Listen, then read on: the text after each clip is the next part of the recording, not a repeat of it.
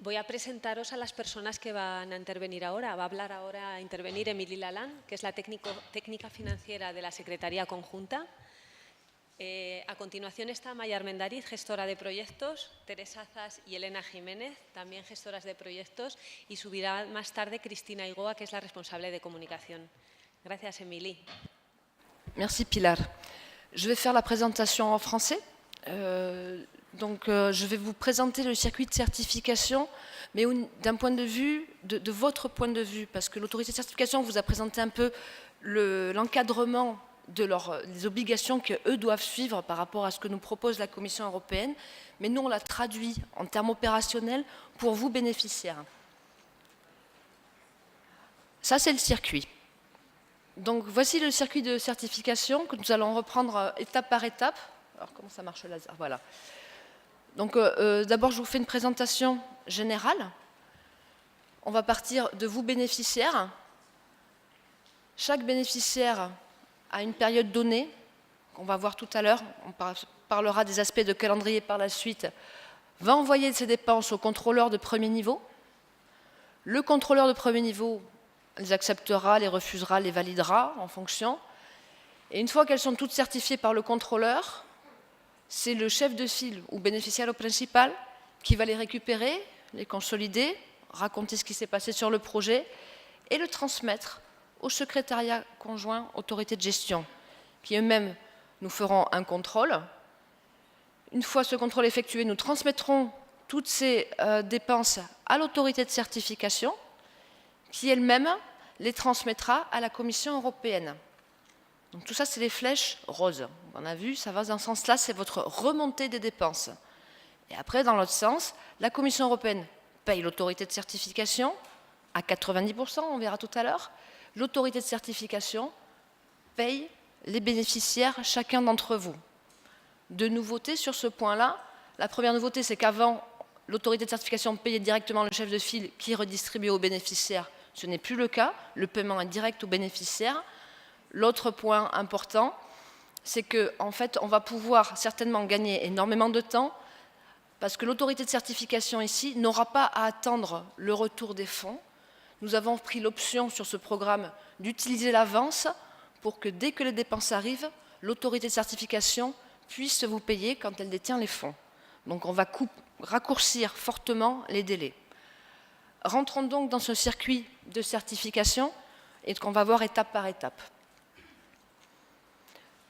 Donc, chaque bénéficiaire espagnol, andorran et français. La nouveauté, c'est que les andorrans vont également préparer leur déclaration de dépenses, même s'ils ne seront pas envoyés à la Commission, puisqu'ils ne sont pas membres à proprement parler de la Commission européenne. Mais on va leur demander un suivi, et les andorrans feront leur propre contrôle de leur côté. Ce qui nous permettra d'ailleurs de nous assurer qu'effectivement la partie du partenaire andorran était également réalisée. Donc chacun va préparer sa déclaration de dépenses. Deux dates clés. Une fois par an, vous devrez décider, il y aura une date limite pour présenter vos dépenses, le 1er avril ou le 1er septembre. Vous devrez choisir de façon globale, le chef de file doit coordonner cette date, si vous choisissez de présenter vos dépenses en septembre ou si vous décidez de les présenter en avril. Mais vous devez en choisir une sur les deux. Ça ne veut pas dire que vous ne pouvez pas travailler tout au long de l'année. L'application sera ouverte pour que vous puissiez préparer vos dépenses. La question, c'est que la date limite, c'est pour cliquer dans l'application pour envoyer vos dépenses à cette date limite. Les dates qui ont été choisies correspondent, a priori, à des dates clés dans la comptabilité d'une structure. Le 1er avril, c'est objectivement fait pour que, en général, vos comptabilités sont clôturées. Celles du 31 décembre de l'année précédente, en principe, elles sont toujours clôturées au 1er avril. Certaines structures ont parfois besoin de plus de temps, et dans ces cas-là, on vous recommande de choisir le 1er septembre si vous n'êtes pas en mesure de faire les choses pour le 1er avril. Mais nous vous recommandons forcément de choisir le 1er avril, parce que vous recevrez les fonds plus vite, et ça vous permettra, au niveau du contrôle, on l'a vu tout à l'heure, d'avoir plus de temps dans l'hypothèse où vous êtes échantillonné dans le contrôle de second niveau. Je vous expliquerai tout à l'heure en quoi ça joue. Quand je dis 1er avril, les dépenses du 31 décembre de l'année précédente, en fait, c'est un petit peu erroné. Vous pourriez, si vous êtes dans la capacité de le faire, présenter vos dépenses jusqu'au 30 mars et le 1er avril, vous déclarez. Mais il faudra prouver que les dépenses sont payées. Donc c'est un petit peu court. Ceux qui ont cette capacité, cette flexibilité-là, faites-le. Mais c'est toujours plus simple et plus facile de travailler par année comptable parce que vos dépenses sont certifiées par le comptable et que tout est terminé. Donc vous allez envoyer dans vos déclarations de dépenses, évidemment, vos dépenses payées. Il faut qu'elles soient payées quand elles sont transmises. Les financements que vous avez perçus, c'est-à-dire que la nouveauté, ça on ne le demandait pas avant. On va vous demander que vous déclariez le FEDER que vous avez perçu. Alors sur cette première déclaration, évidemment, on ne vous a pas payé. Donc la première déclaration de dépenses, vous n'aurez rien à mettre en FEDER. Mais dès que l'autorité de certification vous aura commencé à vous payer, il faudra le saisir dans l'application et nous déclarer les financements perçus dans la période que vous déclarez. Dans ce financement, vous déclarerez également les financements des cofinanceurs. Et on vous fera déclarer également les recettes générées pendant la période. Et puis évidemment, il y a un rapport d'exécution. Ce rapport d'exécution, on va en demander un individuel pour chacun des bénéficiaires. Mes collègues vont vous expliquer tout à l'heure qu'est-ce qu'on va vous demander. On en demandera un plus tard que fera le chef de file pour tout le monde. L'idée de ce rapport, à cette étape de la procédure, c'est de donner des informations tant sur ce que fait chacun des partenaires, mais c'est surtout pour le chef de file qui a besoin de cette information pour après l'agréger au niveau de tout le projet, et puis pour le contrôleur de premier niveau, pour qu'il y ait un sens. Vous allez présenter des dépenses, c'est des factures, il faudra qu'on puisse les lier à l'opération. Et c'est ce rapport qui vous permettra également d'expliquer cette avancée. Tout ce travail apparaîtra dans un unique document qu'il faudra signer, que vous avez d'ailleurs dans les documents qu'on vous a transmis. Mes collègues, on s'attardera plus longtemps sur ce document qui sera doublement signé, où vous avez les dépenses qui seront présentées, les financements qui seront perçus, la signature du représentant légal qui s'engage sur un certain nombre de points qu'on verra tout à l'heure, et le responsable financier. C'est l'unique document à signer et à transmettre au contrôleur. Tout le reste se fait de manière informatique. Tout le reste se mettra, les justificatifs, les copies, les scans, tout dans l'application informatique SIGEFA. SIGEFA, c'est notre application informatique, c'est le système d'information et de gestion de Espagne-France-Andorre, c'est ça le sigle, que vous connaissez déjà si vous avez déjà travaillé, déposé la candidature. Et tout ça, vous l'envoyez au contrôleur de premier niveau. Le contrôle de premier niveau sur le POCTEFA, c'est un cas particulier, nous travaillons à un contrôle au niveau du bénéficiaire. Le programme est en train de sortir un marché pour recruter ce contrôleur. Ce contrôleur unique sera composé de 2 équipes, une équipe française et une équipe espagnole, pour qu'il soit expert dans les législations de chacun des pays. Donc on verra en fonction de quand on aura ce contrôleur. La particularité, on l'a dit tout à l'heure, désormais on demande aussi aux Andorrans d'envoyer leurs dépenses dans l'application. Les autorités andorranes ont pris contact avec les bénéficiaires andorrans pour leur expliquer comment ils devront faire, et on l'a vu ce matin. Mais c'est vraiment les dépenses françaises et espagnoles qu'on va contrôler au travers du marché qu'on est en train de sortir. Ce contrôleur devrait être recruté en juillet. Et certainement, il nous donnera des indications supplémentaires sur les pièces à fournir. Mais c'est grosso modo les mêmes qu'avant, et c'est celles qu'on va voir. Ce contrôleur disposera, à partir de la date limite, d'un délai de 2 mois pour travailler. Dans ces 2 mois, il y aura une phase contradictoire de 10 jours qui se fera via email ou au travers de l'application quand nous l'aurons développée pour pouvoir travailler. Ça veut dire que s'il manque une pièce importante ou qu'il faut vous refuser toutes les dépenses, vous aurez la possibilité d'envoyer des compléments. Son travail, c'est de vérifier, selon une checklist qu'on a identifiée, de valider des dépenses ou de les refuser. Donc, vous présentez un montant de dépenses et lui en passera soit un autre, soit le même, soit pas du tout. Checklist de contrôle, c'est ce qu'il aura dans l'application, donc c'est les points de contrôle qu'il va aller vérifier. Et ce travail fait l'objet d'un rapport qui indique les dépenses qui sont acceptées et refusées et qui suivent dans le circuit. Une fois toutes ces dépenses validées, donc c'est 2 mois après, donc vous avez la première date, 2 mois après, le contrôleur a fait son travail, le chef de file récupère les dépenses de tout le monde. C'est-à-dire que le chef de file, il a évidemment certifié avec les bénéficiaires. Il est lui aussi le bénéficiaire. Donc il récupère, il connaît déjà toutes les dépenses. Automatiquement, dans l'application, il va aller les chercher et il va effectuer son travail qui est, attention, qu'il a 30 jours pour rédiger le rapport d'exécution. C'est-à-dire qu'il va prendre tous les rapports d'exécution, il va s'informer sur le projet, il va appeler ses partenaires et il va rédiger tout ce rapport. On verra tout à l'heure les points qui vont être demandés spécifiquement. Il va transmettre les dépenses et les financements qui ont été validés par le contrôleur. Ça, c'est une tâche relativement automatique. Mais attention, en tant que chef de file, je vous rappelle que vous avez des responsabilités aussi. Vous avez la responsabilité de nous indiquer si jamais un de vos partenaires s'est trompé et a passé une dépense qui n'était pas vraiment prévue et que le contrôleur aurait laissé passer, indiquez-le, nous sommes encore à temps d'enlever cette dépense. Tant que les dépenses ne sont pas envoyées à la Commission européenne, ce n'est pas vraiment une irrégularité parce qu'on peut encore intervenir. Je fais appel à la solidarité, c'est important, parce que si on rencontre quelque chose qui a un doute, on peut toujours attendre et mettre cette dépense de côté, parce qu'une fois envoyée à la Commission européenne, si on passe le taux d'irrégularité de 2%, c'est tout le programme qui se retrouve pénalisé. Donc il vaut mieux intervenir avant, qu'on envoie à la Commission, et quand c'est encore dans nos capacités d'intervention, que de dire après à la Commission, dire non, je dois décertifier et enlever cette dépense. Donc ça c'est important, et c'est pour ça que le rôle du chef de file, c'est pas parce que sur ce programme, le contrôle se fait au niveau du bénéficiaire, que vous n'avez plus de responsabilité par rapport à la globalité du projet. Et donc, vous allez demander formellement le remboursement du FEDER. Et tout ça, vous le transmettrez, on va voir, donc à la date limite, normalement du 1er juillet au 1er décembre, au secrétariat conjoint autorité de gestion. Alors nous, on reçoit vos demandes de remboursement avec vos rapports. Et qu'est-ce qu'on fait? On va faire un contrôle de cohérence. Le travail qu'on fait, alors que le contrôleur de premier niveau rentre beaucoup plus dans les dépenses et dans un travail individuel, nous, on va travailler beaucoup plus sur la globalité de l'opération, sur ses indicateurs, mais on peut également retirer de la dépense, intervenir à niveau financier. On peut quantifier des choses que le contrôleur a pu identifier et dire j'ai un doute là-dessus, je ne sais pas, par contre, c'est peut-être pas juste de tout enlever, mais je ne trouve pas la bonne correction à apporter, c'est notre responsabilité d'apporter cette correction. Donc là, on interviendra également, éventuellement, sur vos dépenses.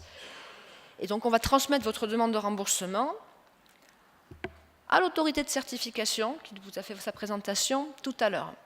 Alors, l'autorité de certification, comme elle dispose de l'avance, du préfinancement du programme, elle peut vous payer directement, mais on verra tout à l'heure qu'elle peut aussi avoir à attendre le remboursement.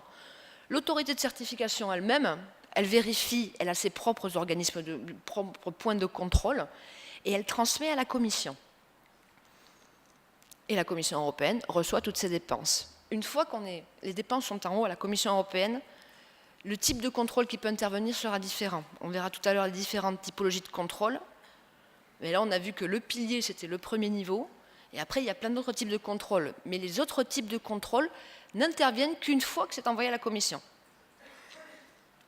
La Commission paye, mais elle paye que à 90%, jusqu'à ce qu'on clôture les années comptables. C'est-à-dire que nous, ce qu'on reçoit, c'est 90%.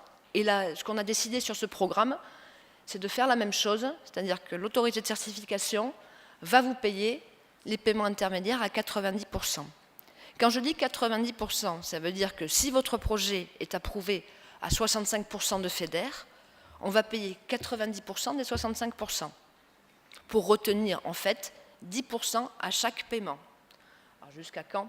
Évidemment, j'imagine que ça vous intéresse. Dans la convention FEDER, donc 10% sont retenus. Donc on va payer ces 90%. On va payer 5% à la finalisation du projet une fois tous les cofinancements perçus et les recettes déclarées. J'insiste sur ce point. La fin d'un projet, ce n'est pas seulement quand il finalise. Au niveau administratif, il faut encore nous présenter les dernières dépenses et en plus nous présenter les cofinancements que vous avez perçus. Parce qu'un de notre travail, c'est de vérifier que vous n'êtes pas en surfinancement, que vous n'avez pas reçu plus de fonds publics que ce que vous n'avez dépensé. Donc en général, ça intervient 1 an, et on a vu tout à l'heure même Elissa de l'autorité de certification nous indiquer qu'eux, ils récupèrent 2 ans après les fonds. Donc nous, sur le programme, ce qu'on a décidé de mettre en place, c'est de faire 5% à la finalisation du projet et 5% qui sera retenu jusqu'à la fin du programme. Je rappelle un point important. On va vous demander de choisir entre le 1er avril, comme déclaration finale de dépenses, et le 1er septembre. Il y a un point important dans la convention. Imaginez-vous que vous finissiez votre projet le 31 décembre, disons 2018.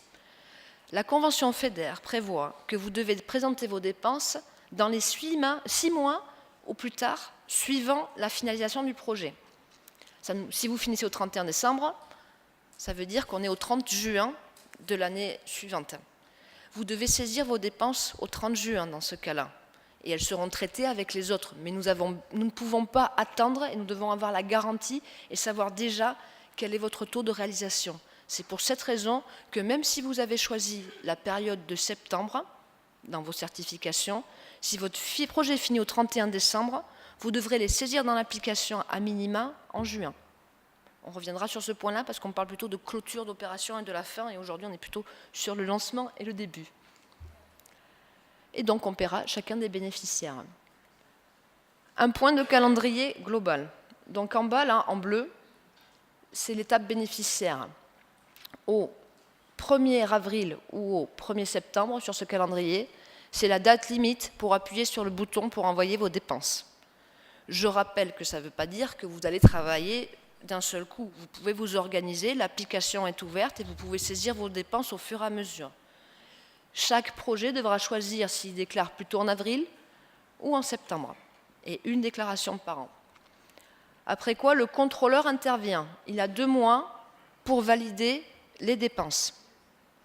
Après, le chef de file, ici, donc en violet, donc on est au 1er juillet pour le chef de file en date limite et 1er décembre, il dispose d'1 mois, donc jusqu'au 1er juillet, jusqu'au 1er décembre, pour rédiger le rapport d'exécution et transmettre les dépenses au secrétariat conjoint et autorité de gestion. Le secrétariat conjoint et autorité de gestion dispose de 2 mois, 60 jours, pour faire vos contrôles de cohérence. Dans ce travail-là, on peut écarter des dépenses et décider de ne pas les transmettre à ce moment-là. Ce n'est pas le but, évidemment, on cherche à transmettre vos dépenses, mais si jamais il y a un problème de prudence ou qu'il manque une pièce, on n'hésitera pas à mettre un peu de côté et attendre un peu après. Et après, l'autorité de gestion et le secrétariat conjoint transmet cette déclaration à l'autorité de certification qui, comme vous l'avez vu, va transmettre les dépenses 4 fois dans l'année. Donc a priori, là, ce serait au 1er octobre, dans les dates qu'ils ont, et qui permettra de vous payer en suivant. Donc pour les dépenses présentées en avril, on pourrait estimer un paiement effectif, si vous avez mis tout à jour dans votre application, que vous êtes en règle vis-à-vis de vos obligations fiscales et sociales, qu'on a tous les documents, on peut espérer un paiement autour de novembre, 6 ou 7 mois. C'est un raccourci important, puisque sur l'ancien programme, on était au-delà d'1 an. On était à peu près autour d'1 an sur le paiement. Là, de la même façon, pour ceux qui décident en septembre, ça veut dire un remboursement autour de mars-avril. Donc voilà, on est un petit peu dans ces eaux-là au niveau des paiements et pour votre trésorerie. Pour la première déclaration, on est un petit peu en retard. Au 1er avril, on ne sera pas prêt, puisqu'on n'a pas de contrôleur, et donc on a décidé de se donner un petit peu plus de temps. Donc, on fixe la date pour cliquer et saisir vos dépenses et envoyer vos déclarations au 30 juin. Le contrôleur qui sera recruté au début de l'été aura l'été et les 2 mois pour travailler. Le chef de file disposera du mois de septembre environ pour faire son rapport global, ce qui donnera octobre et novembre pour le secrétariat conjoint pour travailler et vérifier les dépenses. Et on estime qu'on devrait être en capacité d'envoyer vos dépenses en décembre à l'autorité de certification. On est un petit peu en retard. C'est une déclaration importante parce que c'est la première, c'est celle sur laquelle nous serons audités et vérifiés par l'autorité d'audit. Donc les choses se mettent en place au fur et à mesure et on avance doucement. L'application sera ouverte au 15 mai. Donc à partir du 15 mai, vous aurez la possibilité de saisir vos dépenses et de préparer vos déclarations avec comme deadline le 30 juin. Et au 30 juin, vous enverrez le papier qu'on a vu, la déclaration signée. Et comme nous ne savons pas aujourd'hui qui est le contrôleur, pour cette première déclaration, nous vous demanderons de nous la transmettre à nous. Voilà pour cette explication du circuit de certification à votre niveau, bénéficiaire et chef de file. On va un petit peu regarder les points sur les contrôles pour que vous ayez, même si on a vu les différentes autorités, l'idée de ce qui peut se passer dans le cours du programme. Donc, les contrôles sur POCTEFA. Donc, le contrôle de premier niveau, c'est le pilier de tous les programmes européens. 100% des dépenses seront vérifiées. Mais c'est un contrôle administratif. Il se fait sur pièce justificative. Ça veut dire qu'on ne va pas chez vous, chez chacun, pour aller voir ce qui se passe. Que devez-vous porter? On doit vérifier la réalité des dépenses. Donc, il nous faut la preuve de la réalité. C'est-à-dire qu'il y aura un rapport, on va vous demander de nous raconter ce qui a été fait et on va vous demander de mettre un maximum d'informations. Si vous avez fait des séminaires, des photos du séminaire, racontez ce séminaire, les feuilles d'émargement, on verra que ce sont des feuilles de signature des gens qui étaient présents, les actions que vous avez mises en place. On va vous demander la preuve du paiement de la dépense. Ça, c'est un point important parce qu'il y a deux façons de prouver les dépenses sur le programme POCTEFA. Si vous disposez dans votre structure d'un tiers qualifié en France, c'est commissaire aux comptes, comptable public et les comptables privés excusez-moi, je cherche mes mots, experts comptables, pardon. Ce sont des gens dont la signature peuvent engager, eux-mêmes s'engagent quand ils signent à ce que les dépenses sont réellement payées. En Espagne, c'est l'interventor en las administraciones públicas o el auditor de cuentas inscrito al ROAC, el registro de auditores de cuentas. Donc si le document est signé par lui-même, il s'engage sur ses propres fonds à ce que les dépenses soient réellement payées. Si vous ne disposez pas de ce type de figure ou que ce tiers qualifié n'est pas disponible, vous devrez fournir chaque extrait bancaire. C'est la seule façon de prouver que la dépense a été payée. Et la transmission complète des pièces au moment de la déclaration que vous devrez mettre en ligne dans chacun des points, dans chacune des dépenses. On vous demandera également des preuves de la réalité des recettes générées pendant l'opération, donc nous dire qu'est-ce que vous avez perçu et avec des justificatifs, ainsi que les cofinancements que vous avez perçus pendant la période et le FEDER prévu dans la période. Donc tout ça, c'est des documents qui seront à joindre, qui sont scannés et que vous devez joindre dans l'application. Au niveau du contrôle de premier niveau, en plus de ce contrôle exhaustif, chaque année, il y aura un échantillonnage d'opérations. Donc au global, sur tout le programme, on souhaite que 20% des opérations soient contrôlées. Donc ce seront des projets qui seront tirés au sort. Ça peut arriver à la fin d'un projet, ça peut arriver pendant, au début. Et le contrôleur qui vous contrôle à chaque fois viendra sur place, il viendra vérifier les pièces originales pour voir si les scans que vous avez mis dans l'application sont effectivement corrects, que la publicité est bien réalisée. Notre collègue de communication nous parlera des règles de publicité tout à l'heure, que si vous avez prévu des investissements physiques ou que vous avez acquis du matériel ou des équipements, ils vont venir voir qu'effectivement ils existent. Et ils vont vérifier votre comptabilité, pour s'assurer que votre comptabilité est séparée. Je vous rappelle que c'est une obligation d'avoir une comptabilité séparée. Vérifier que vous avez bien déclaré toutes vos recettes et tous vos cofinancements et que rien n'a été oublié. Il y a d'autres types de contrôles.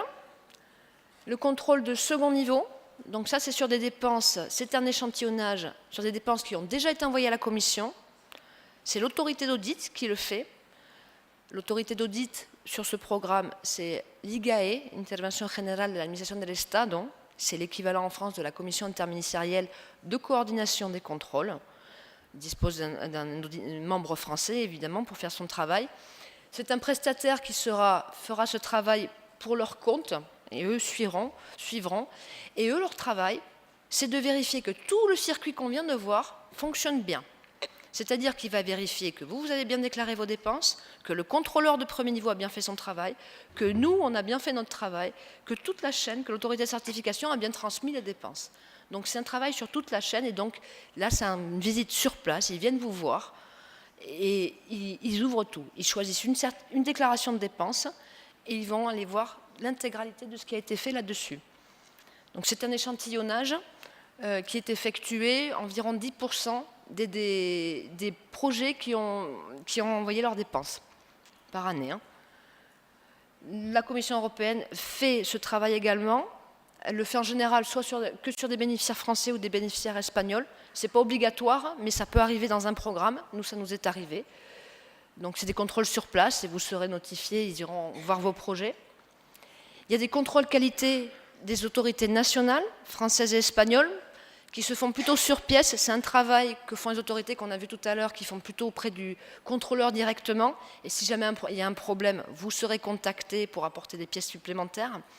Mais ça peut avoir un impact sur vous. Et il y a les contrôles de la Cour des comptes européenne ou espagnole, parce que l'autorité de gestion est basée en Espagne. Là, ils vérifient des paiements. Au lieu de regarder les dépenses, ils nous disent « Vous avez reçu ce programme un montant de temps, à qui l'argent est allé et sur quelle base vous avez remboursé ces projets ?» Donc avec tous ces contrôles, et la liste n'est pas exhaustive, parce qu'il y a toujours des contrôles qu'on ne connaît pas, la liste n'est pas exhaustive. Sur l'ancien programme, pour que vous ayez une idée, en plus du contrôle à 100%, sur 700 bénéficiaires, environ la moitié, 350, ont fait l'objet d'un autre type de contrôle. Donc vous avez une chance sur deux de recevoir un autre type de contrôle en plus de ces points-là. Deux choses sur les contrôles, vous avez l'obligation de mettre les pièces à disposition, c'est la convention FEDER et vous vous êtes engagé à le faire. Si vous présentez des dépenses de tiers, d'autres structures, ces structures pourront être auditées également. Donc le contrôleur pourra aller se déplacer pour aller voir leurs dépenses et voir cette réalité-là. Donc ce sont des points importants, c'est un travail important. Mettez à disposition des ressources humaines, parce que c'est ce qui garantit une bonne qualité de contrôle et éviter des irrégularités que nous verrons cet après-midi sur les plus communes. Et gardez en tête que les projets sur ces types de contrôle arrivent généralement après la fin du projet. Donc on a vu, c'est au bout de 2 ans qu'on récupère les financements. Donc 2 ans après la fin du projet et même des fois à la fin du programme, vous pourrez être audité. Aujourd'hui, on audite en ce moment des projets qui se sont terminés parfois il y a très longtemps. Donc ça pose le problème évidemment des gens qui étaient sur place à l'époque et qui ne sont plus là et beaucoup d'informations se perdent. Et j'insiste dans ce cas-là sur l'archivage et la transmission de connaissances aux nouveaux collègues qui peuvent suivre. Parce que c'est finalement ce qui génère le plus d'irrégularités, c'est la perte de connaissances de ces points-là. Je vous remercie pour votre attention et je passe la parole à mes collègues pour la suite, pour voir techniquement comment on rentre toutes ces dépenses. Merci.